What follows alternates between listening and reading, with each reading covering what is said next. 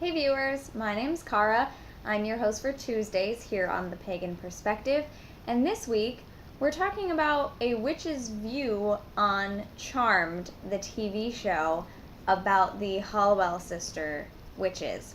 Now I have to start with a funny story.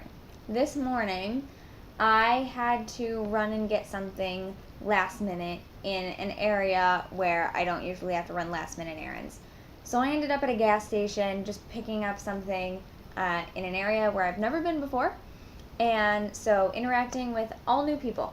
And I walked in there and everybody was really nice to me. Everyone's talking to me. They're complimenting my t-shirt, all this kind of, and the cashier, as I'm checking out, notices my necklace. Okay, I've started wearing a triquetra or a triquetra a while ago now. I've had this pendant for a couple of years, but I just finally put it on this choker a little while ago. So I've just started wearing this symbol again. I haven't worn it in years. I had a ring with it, but I just started wearing this. And the cashier notices it, and he says, "Oh, is that like Charmed? Like the three witches?" And I was so out of it. Like, I was out of my element. I was rushing to do something. First of all, didn't even realize that the guy who was complimenting my t-shirt was talking to me. Two, the cashier was trying to talk to me before that and tell me how much my total was and everything, and I didn't even realize what he was saying. I was like, what? And I just had a really, really off day today. So I was like, so I didn't register when he said Charmed, but then when he said the three witches, I knew he was talking about my Trinity knot necklace, and I just went, yeah. And he was like, cool. And I left. Okay, that was it. It wasn't until I walked out of the building and replayed it in my head, what just happened, that I realized he had asked if it was Charmed, like the three witches from Charmed. And I was like, wow, that is the first time in so many years that anyone has talked to me about Charmed, in passing, because I haven't been wearing this symbol forever. And then today I get home from work and I look up to remind myself what the topic is this week, and it's Charmed. How? Okay. That's the end of the funny story. I think that's so weird, funny haha, but also funny what? So this week we're talking about Charmed. I love Charmed. I watched Charmed when I was younger.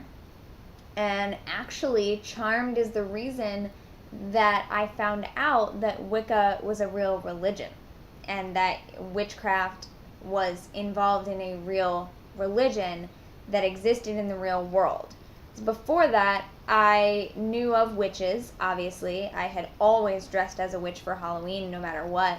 But I mostly knew witches from the media and from books and TV as being the very stereotypical, the magical powers kind of witches.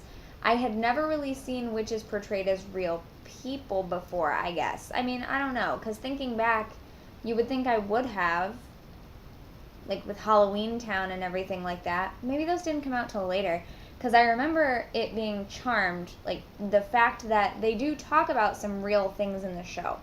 Okay, granted, it's a TV show, so they definitely take artistic liberties with it. They definitely do some of the supernatural magical powers things, and they actually, they consider the Charmed witches to be, they're humans, but they have these abilities that are superhuman, we'll say, that are, that are considered magical, that they have these abilities.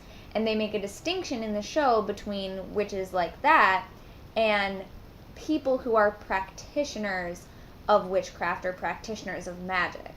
So, me in that show, in that universe, I would be a practitioner of magic, and they would make a distinction between me and someone who can cause things to freeze and, throw things around the room telekinetically and whatnot. There would be a distinction.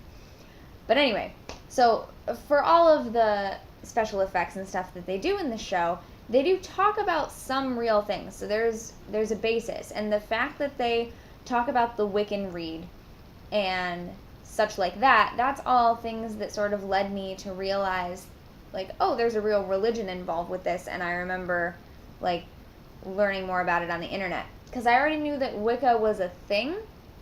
I guess I just didn't, at the time, I didn't connect it to witchcraft, I guess, because I had already heard, like, my cousin, who was Wiccan, or is Wiccan, had talked about it before, so I knew that it existed. But yeah, I remember Charmed as being, like, a lot of the reason that I kind of put all these things together.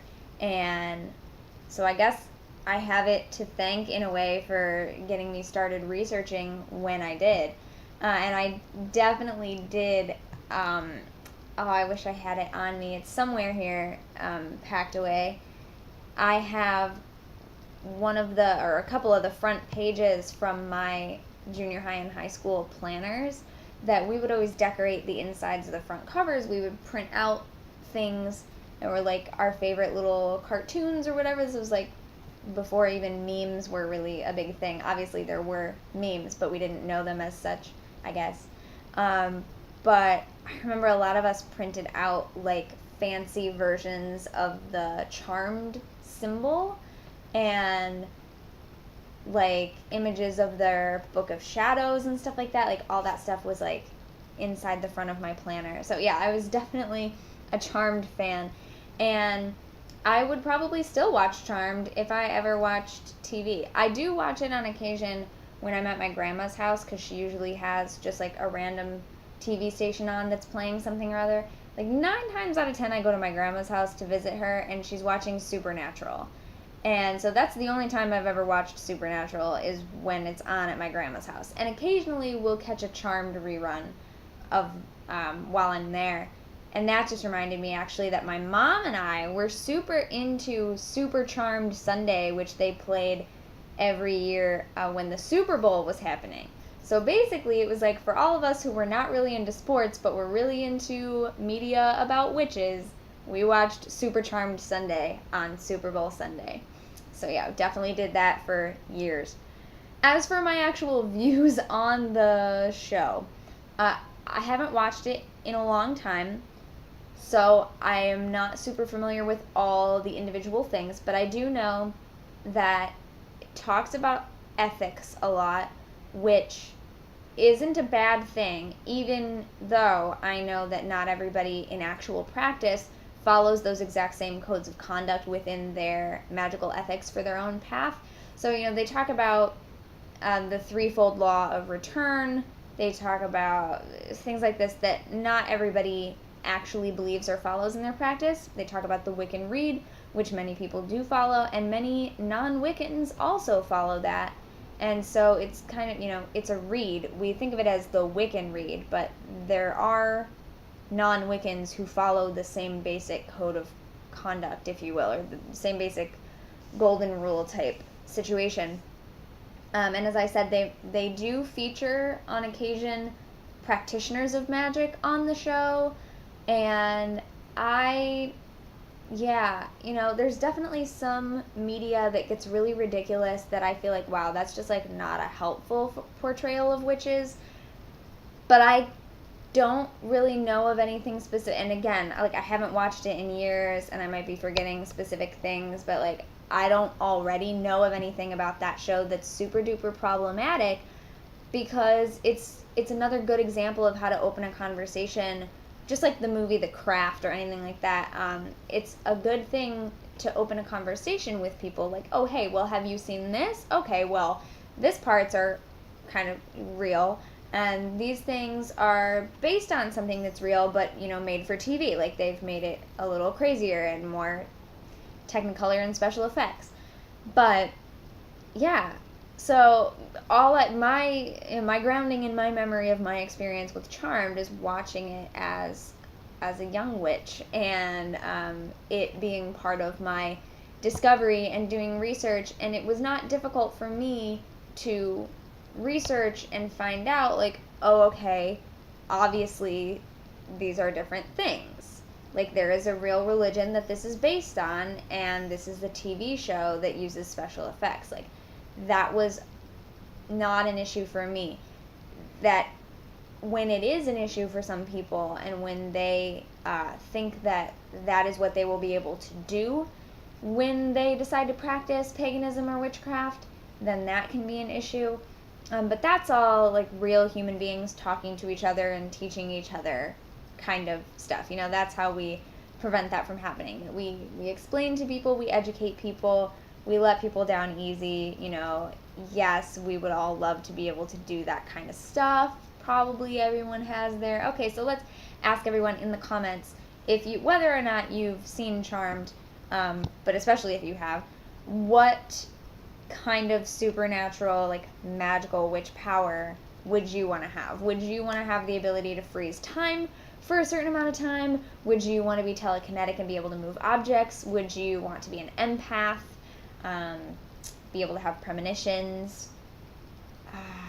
Or like have the white lighter power of being able to orb places, essentially like teleporting.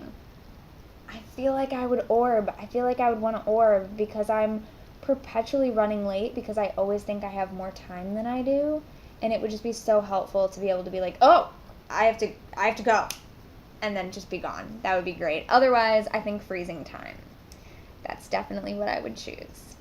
All right, so that's my relationship with Charmed. Oh, and then the person actually specifically asked about the P3 perspective thing, and I think the power of 3 is a cool thing within the show. If you don't know, there's a lot of things that the sisters can only do together. They have to have the power of 3 in order to make the spell work. And it's just literally they cannot make it happen individually. But then they have individual powers that they can use on their own. But when they like say spells together, it has to be the 3 of them. Or I imagine it could be any 3. But it's the power of 3 that has to be. Power of 3 that has to be. And I think that is a cool thing within the show. It adds a little more drama. It adds just a little more to the plots. But I also think that it does have a connection to real life practice of magic in that we're always stronger together. But we can do things on our own, but there are certain things that you can't really do all on your own that you do benefit from having a couple of other people, even if not a whole coven or a whole group, a casual group, whatever. My friend and I just did a workshop for Cleveland Area Pagan Pride about the art of ritual, where we talked about like these are kind of some really good things that can come from being a solitary who decides to do some group work in different types of groups. And there are just certain things that you can't really do by yourself, and there are some cool group energies and things that you can tap into when you work with other people. So I would say that is the real life tie-in to the power of 3. So I just wanted to address that since the person actually asked about that specifically. So yeah, orbing and freezing time. How about you? I'll see you guys next time. Until then, don't forget to be awesome, blessed be, and goodbye.